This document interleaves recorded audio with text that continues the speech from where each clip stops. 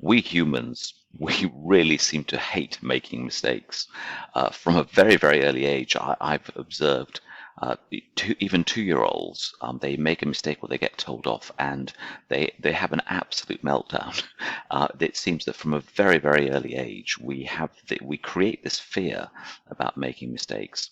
And of course, as we grow up and we make mistakes, sometimes people will laugh at us or people will criticize us and we will get told off, and all sorts of bad things seem to happen when we make mistakes. And it's therefore not unusual that we would start to try and hide those mistakes if we can. Try to be perfect as much as possible, but then if something does go wrong, try somehow and hide it.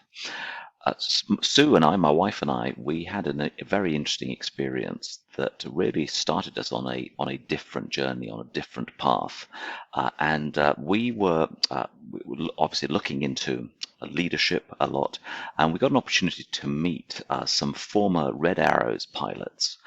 They were running a company that does aerobatics, and we had an opportunity to fly with them, which was a really interesting experience, and really a lot of fun to be able to do that.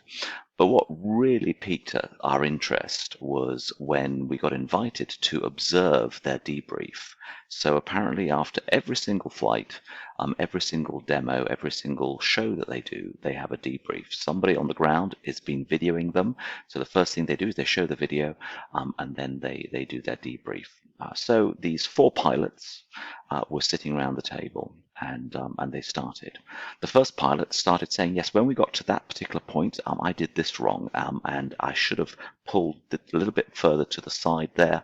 I was just a few inches off, and I could have done that. And then the second pilot talked about what he did wrong, and then the third, and then the fourth also. And so they've gone around the room, and all of them, the first thing they did was admit to their mistakes. Before they continued with their process, Sue and I interrupted, and we said, could we just ask, is this normal, this natural, this feels right somehow, but it's quite an interesting experience. And they told us that they were taught how to do this as part of their training, because they explained that if you don't admit to your mistakes, there's that elephant in the room. Everybody knows that something's gone wrong, but if we can't actually bring ourselves to admit it, that causes all sorts of problems further down the road. They explained that by talking about their mistakes, they get them out on the table, they then discuss them so that they can work together to work out how to make things better next time. And that, to us, was really fascinating. This idea that in the right psychologically safe environment, owning up to your mistakes increased trust, increased collaboration, and all of those amazing things. We went away from that. It was about an hour and a half's drive home from that session. And we couldn't stop talking about it. 2 weeks later, we were at a party, and we met a couple who are airline pilots. One of them for British Airways, and another one for one of the other big airlines. And conversation flowed, and we were telling them about this incredible experience that we had. And they said, "Oh yes, that is what we do. After every flight, we have a debrief. We talk about what went wrong or what almost went wrong, and then that information is shared throughout the entire organization. And the reason for that is so that if anybody can spot a way of helping avoid those near misses in the future, we all benefit from that." So here were fighter pilots, what we think of as big egos, big personalities, airline pilots, some of the most brainy and most successful people on the planet. The first thing they're talking about was owning their mistakes. And what they recommended was this book called The Naked Pilot. It was first published in 1991, and it was looking at what happens inside the cockpit. Why was it that up till this period of time, there were so many accidents, and most of them were human, most of them were caused by human factors, human error, and what was going on there.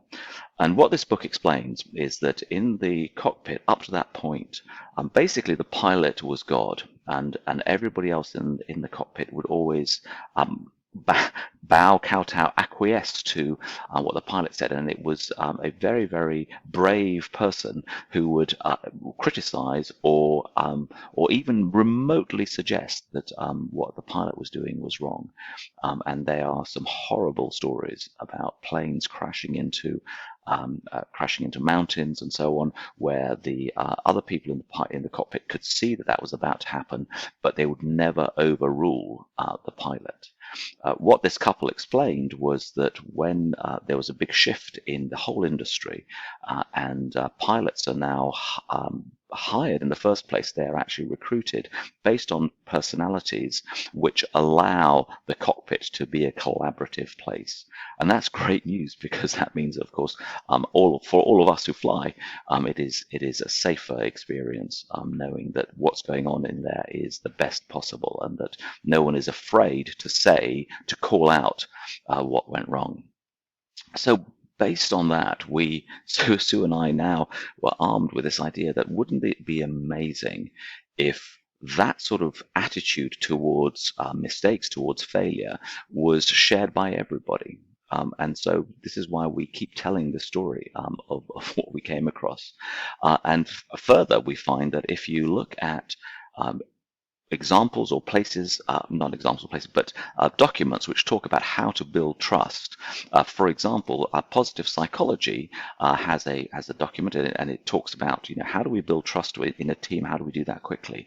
And one of the items in there is admit to your mistakes. Other blogs and other documents also talk about this. If we learn to admit to our mistakes, we then are able to build trust better.